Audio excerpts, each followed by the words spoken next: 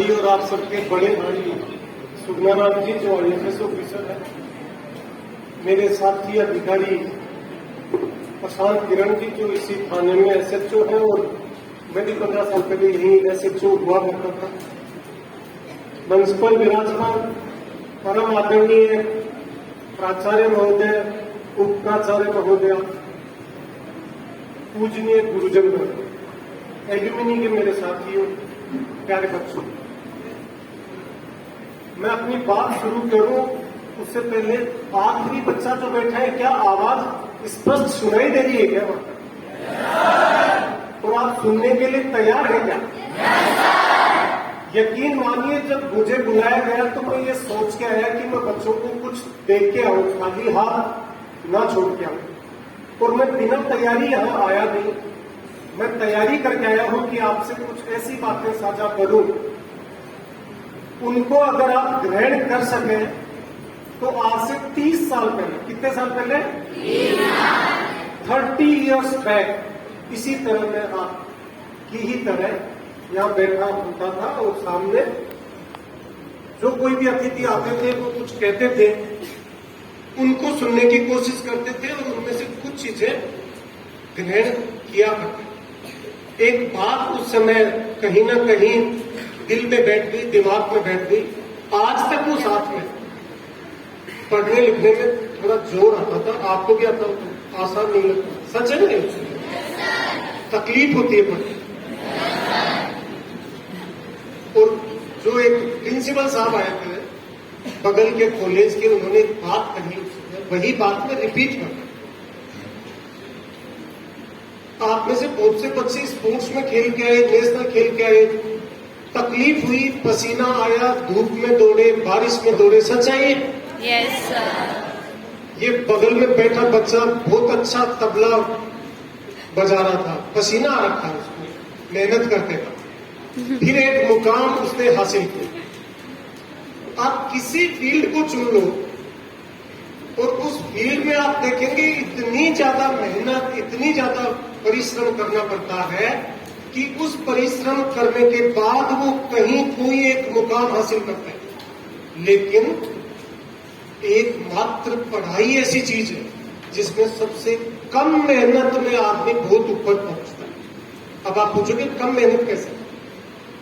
इसमें तो भैया आपको सिर्फ आंख ही फिरानी है। जो वो प्रिंसिपल साहब ने कहा था वही बात करो, किताब आपने आप सामने रखी और सिर्फ आपको अपनी आंखें घुमानी है अक्षरों के आगे, शब्दों के आगे। इससे ज्यादा मेहनत नहीं है, इससे ज्यादा करनी पड़ती है क्या?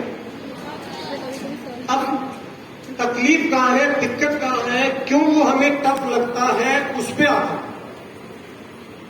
क्योंकि हमने कहीं ना कहीं मन में ये सोच लेते हैं कि ये मुश्किल है, ये टफ है, पढ़ना बोरिंग है। इस मानसिकता को अगर आप दिमाग से निकाल दो तो आप समझिए उससे ज्यादा इंटरेस्टिंग कोई चीज नहीं लगेगी। आज भी हम मिस करते हैं उस स्कूल को जहां और कोई काम ही नहीं था सिर्फ पढ़ने का। खेलना, खाना, पढ़ना, सोना, ये 4 ही काम है ना होते में, इससे तो तक कोई और नहीं। खेलने में सारी कल्चरल एक्टिविटीज आती है, इसके अलावा और कोई काम थोड़ी है, कोई घर की चिंता थोड़ी है आपको। आप ही के भाई बहन घर में, गांव में, पड़ोस में, आप उनकी कल्पना करिए, देखिए और सोचिए उनके बारे में। क्या उनसे आपकी जिंदगी कई गुना ज्यादा बेहतर है या नहीं?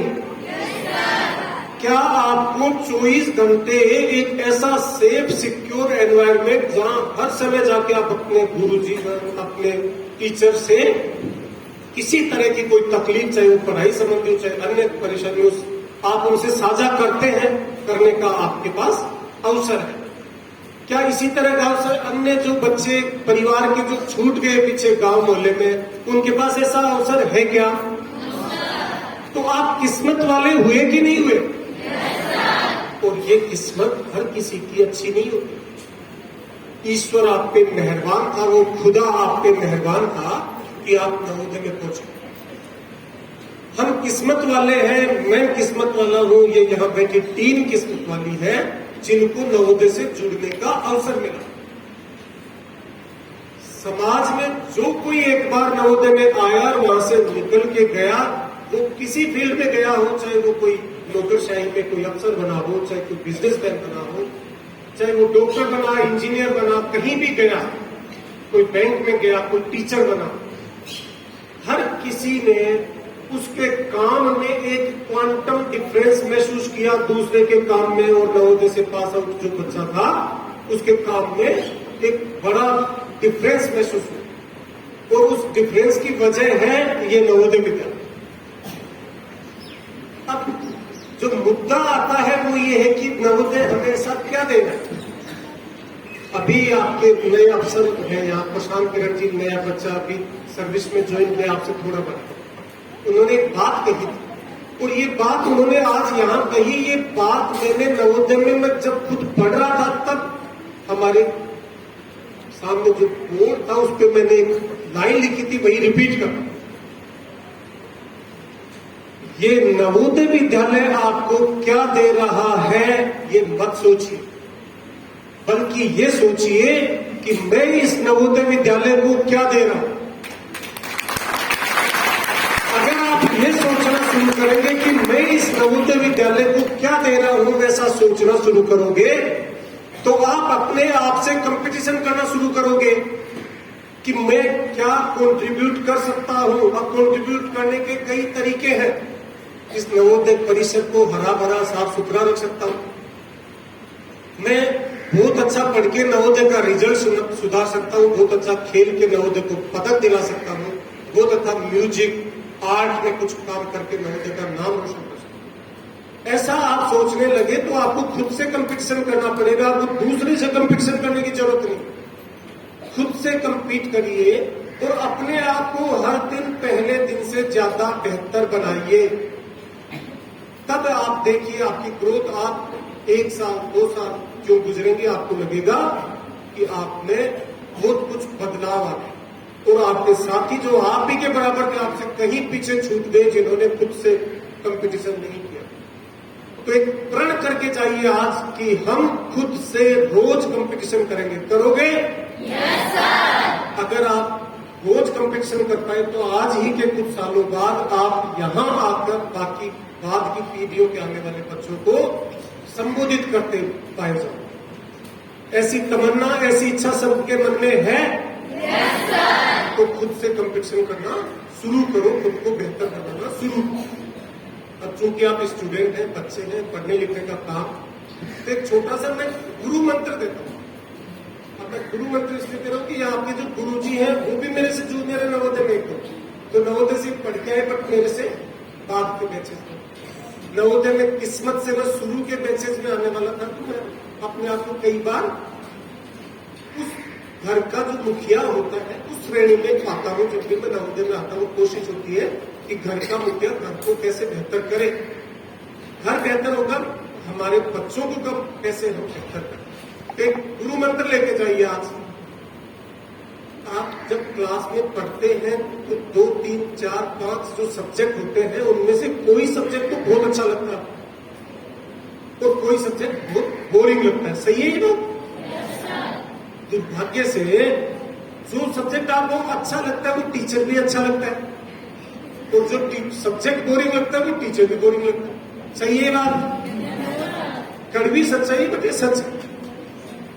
और जो सब्जेक्ट आपको अच्छा लगता है उसी को जाके आप पढ़ते भी ज्यादा है। आप कभी सोचिएगा, कभी अपना इवेल्युएशन करिएगा। जो सब्जेक्ट आपको अच्छा लगता है हॉस्टल में जाके उसी को दोबारा ज्यादा पढ़ते हैं, और जो बोरिंग लगता है उसको टालते रहते हो, उसको कम पढ़ते। तो इस मानसिकता को बदलिए। जो आपको ज्यादा बोरिंग सब्जेक्ट लगता है उसको ज्यादा पढ़िए। उस टीचर के प्रति श्रद्धा का भाव पैदा करिए, भक्ति का भाव पैदा करिए। बिना भक्ति कुछ नहीं। और आप देखेंगे 1-2 महीने बाद आपकी कंप्लीट विचारधारा ही बदल जाएगी। आपको सोचना पड़ेगा कि ये तो मैं इतने दिन बड़ी गलती में था, मैं तो बड़ी गलती कर रही थी, क्योंकि मैं ना इस सब्जेक्ट को समझ पा रही थी, ना इस टीचर को समझ। अगर आप ये कर पाए तो आपकी जो कमजोरियां हैं, जो वीकनेस है, वो अपने आप दूर हो जाए। करोगे इसको? Yes sir. तो ये मैंने आपको टास्क दिया। दूसरा 2 टास्क दे दिए। कौन सा पहला था? खुद से कंपटीशन करो। और दूसरा, जो बोरिंग सब्जेक्ट लगता है उस पर ज्यादा मेहनत करो, उसको ज्यादा टाइम दीजिए। अगली बात क्या, कितने बच्चे देते हैं एंट्रेंस एग्जाम नवोदय का पता है? आप कोई ऐसे घर से कोई बुला के नहीं लिया है या आपका ऐसे ही इस स्कूल में एडमिशन दिया होगा? आपने डिस्ट्रिक्ट का कंपटीशन फाइट किया, तब जाके आप यहां पहुंचे। का मतलब क्या हुआ कि आप बाकी जो डिस्ट्रिक्ट है उसमें पढ़ने वाले बच्चों के बजाय आपका दिमागी स्तर जो है, मानसिक स्तर जो है वो बाकी बच्चों से बेहतर है, इसीलिए आप यहां पहुंचे। तो ईश्वर ने आपको ऑलरेडी गिफ्ट दी है एक अच्छा दिमाग देकर। अब आपकी कोशिश ये होनी चाहिए कि उस दिमाग को कैसे काम में ले। काम में लेने का एक ही तरीका है, आप भूल जाइए दिमाग कमजोर है, इंटेलिजेंट है, ये मत सोचो। आप सिर्फ इतना सोचो कि दिमाग जितना चाहिए ऊपर वाले ने उतना मेरे को दिया है। अब मेरे को अच्छे रिजल्ट तभी मिलेंगे जब मैं मेहनत करूंगा।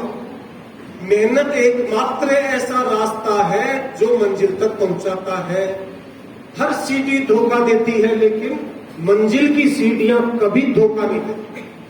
ये तय मानिए, आप अपने साथ वाले से जब कंपेयर करते हैं कि इस बच्चे के इस बच्ची के ज्यादा मार्क्स आ रहे, मेरे क्यों नहीं आ रहे, तो आपको क्लियर महसूस हो जाएगा कि ये बच्चा, ये बच्ची मेरे से कई गुना ज्यादा मेहनत करती है, करता है, इसीलिए ये मेरे से आ रहा।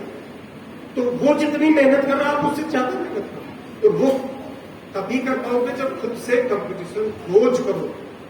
तो खूब मेहनत करिए, दिमाग ईश्वर ने आपको बहुत दिया है। अगर आप अच्छी मेहनत कर पाए तो आप जीवन में बहुत ऊपर जाएंगे। आपका मकसद सिर्फ ये नहीं होना चाहिए कि मैं पढ़ लिख के कोई रोजगार ले लूंगा। आपका मकसद, जब इस तरह की अपॉर्चुनिटी आपको मिली है कि आप जिले के सबसे बेहतरीन बच्चे हो, सबसे बेहतरीन टीचर्स आपको मिले, सबसे बेहतरीन एनवायरमेंट, कैंपस मिला, तो घर से इतना दूर इतनी छोटी उम्र में चल के आ गया। इतनी छोटी उम्र में जो बच्चा घर से बाहर निकल के आ गया तो औरों से वैसे ही आगे निकल गया। तो आपका मकसद ये होना चाहिए कि जब मैं स्कूल से छोड़ के जाऊं, खुले समाज में जब जाऊंगा तो मैं इस लायक बनूं कि मैं समाज के अन्य लोगों को भी रोजगार दे सकूं। मेरा काम रोजगार खुद करना नहीं, रोजगार देना है। ये मानसिकता आज ही बना। ये मानसिकता अगर आप बना पाए तो आप खुद का भी भला कर पाओगे, परिवार का भी कर पाओगे और समाज का भला भी कर पाओगे। और समाज का भला करोगे तो अपने आप हमारे देश का भला होगा, देश का निर्माण होगा, देश आगे चलेगा। इस मानसिकता के साथ आप काम करते रहिए तो मैं समझता हूं कहीं कोई आपको पीछे खींचने वाला कोई भी बाधक तत्व जीवन में कभी नहीं आएगा। ये जो आप घर से निकल के आए हो इतनी कम उम्र में, ये छोटी बात नहीं है। इतिहास में जिस किसी बड़े आदमी का नाम आप सुनते हैं, महात्मा गांधी, जवाहरलाल नेहरू, भीमराव अंबेडकर, ये वो लोग थे जो आज से 100 साल पहले हिंदुस्तान छोड़ के विदेश पढ़ने चले गए। तो विदेश पढ़ने तो आप 12 के बाद सोचिएगा जाओगे कि यहां पढ़ोगे, लेकिन आप गांव छोड़ के इतनी कम उम्र में 9 साल, 10 साल, 11 साल का बच्चा, बच्ची अपने घर परिवार को छोड़ के इतनी दूर आता है, ये अपने आप में कोई छोटी बात नहीं है। तो आपकी मंजिल ये होनी चाहिए कि जो महात्मा गांधी, जो जवाहरलाल नेहरू, जो भीमराव अंबेडकर जिस पायदान पे पहुंचे, उस पायदान पे पहुंचने की सारी क्षमताएं, सारे गुण आप में मौजूद हैं। आपकी मंजिल वो होनी चाहिए, आपकी छोटी मंजिल नहीं होनी चाहिए कि मैं आईएएस बनूंगा, कि आईपीएस बनूंगा, कि डॉक्टर बनूंगा, कि इंजीनियर। मैं इतना बड़ा इंसान बनूंगा कि ये देश, ये दुनिया मेरे को याद करे। ये दिमाग में बैठाओगे? Yes sir. कर सकते हो? Yes sir. अगर आप ये सब कर पाए और अभी अपना जो इंटरेक्शन हुआ, जो बातचीत हुई, इसमें से कोई एक बात पकड़ के चले गए और उसको जीवन में धारणा बना ली, तो आप समझिए कि आपका, हमारा सबका यहाँ बैठना सार्थक होगा। क्या इसको सार्थक करेंगे आप सब लोग? Yes sir. Very good. अब एक छोटा सा आपके स्कूल के इंफ्रास्ट्रक्चर में मैं प्रिंसिपल साहब से रिक्वेस्ट करूंगा कि कोई इश्यू ऐसा हो, कोई ऐसे संसाधन की आवश्यकता हो कि जहां स्कूल में उसकी बहुत महती आवश्यकता अगर है, तो वो एक बार आप बता देंगे तो किस तरह से एल्यूमिनी जो पास आउट होगी उसको इन्वॉल्व करके या प्रशासन को इन्वॉल्व करके उस कमी को दूर किया जा सके, ऐसा मैं प्रयास करूंगा ताकि आप उस स्कूल को आगे ले जा सकें। आप सभी बच्चों ने मुझे बुलाया, मैं माफी चाहूंगा। आने में मैंने 4 महीने लगा दिए, 4 महीने पहले मैं आया था। कोशिश होती है आते ही मैं नवोदय को विजिट करूं, क्योंकि ये मेरे को मेरा दूसरा घर लगता है। ये धारणा तभी बनेगी जब आप नवोदय को दूसरा घर तभी बना पाओगे जब इससे उतना अटैचमेंट होगा, उस बच्चों से, आपके साथियों से उस तरह का अटैचमेंट होगा। यही बच्चे, यही ग्रुप आपको कई सालों बाद आपको ये परिवार से ज्यादा नजदीक, यही ग्रुप आपके रहे। ये आज मैं खुद चाहे इस सेवा में हूं, एक आईपीएस की सर्विस बहुत अच्छी सर्विस होती है, बहुत अच्छा सपोर्ट सिस्टम होता है, लेकिन वो सारा सपोर्ट सिस्टम मेरे को मेरे नवोदय के जो भाई बहन है उस सपोर्ट सिस्टम से कई गुना कम लगता है, क्योंकि नवोदय का जो सपोर्ट सिस्टम वो कई गुना ज्यादा स्ट्रॉन्ग है, सच्चा है, साफ सुथरा है। उस तरह के रिलेशन अपने एक दूसरे से बनाइए ताकि ये आपके रिश्ते पूरी जीवन आपके साथ चले, आप एक दूसरे को सपोर्ट कर पाए। इस मानसिकता के साथ आप यहाँ रहिए, पढ़िए, खेलिए, कूदिए, मजे करें। सही है ये बात? यस अब एक कुछ बच्चों को मेरा एक सुझाव, जब हम बच्चे थे आप ही की तरह, तो कुछ गलतियां कर दिया करते थे स्कूल, और तब ये लगता था कि मैं जो गलती, वो गलती नहीं लगती थी मुझे, वो लगता था कि मैं सही हूं और ये व्यवस्था थी, इसका मुझे सजा भी नहीं। लेकिन जब नवोदय से पास हुए और उसके बाद जब पीछे झांक के देखा, तब एहसास हुआ कि वो मेरा बचपना था, वो मेरी उस समय की एक छोटा दिमाग का विकास नहीं होने से छोटी मानसिकता थी, कम बुद्धि थी शायद, इसलिए मैं अपने आप को सही समझता था, बाकी सारी व्यवस्था को तो गलत समझता था। ये तय मानिए कि हम में से जो बच्चा ये समझ बैठता है कि मुझ में कोई कमी नहीं है, मैं तो गलत नहीं हूं, ये व्यवस्था ही गलत है, पतन वहीं से शुरू हो जाता है। कम सोच की वजह से, बालक बुद्धि की वजह से ये बात इस समय समझ में नहीं आएगी, लेकिन आज के 10 साल बाद, 15 साल बाद आप इसको रियलाइज करोगे।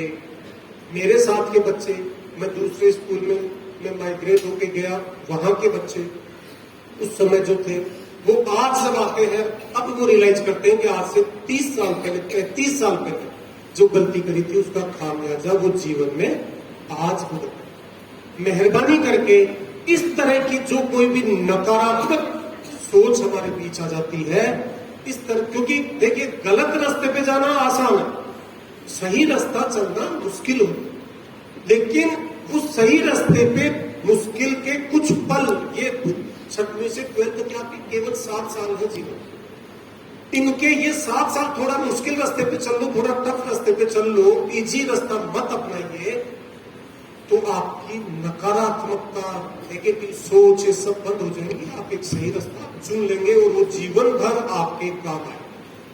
ये आपसे मैं ये वादा चाहता हूं, आपसे विश्वास चाहता हूं कि इस तरह की अगर हमारे बीच कभी कोई नेगेटिव मानसिकता आई, कोई नकारात्मकता आई, तो हम उस नकारात्मकता को नहीं आने देंगे।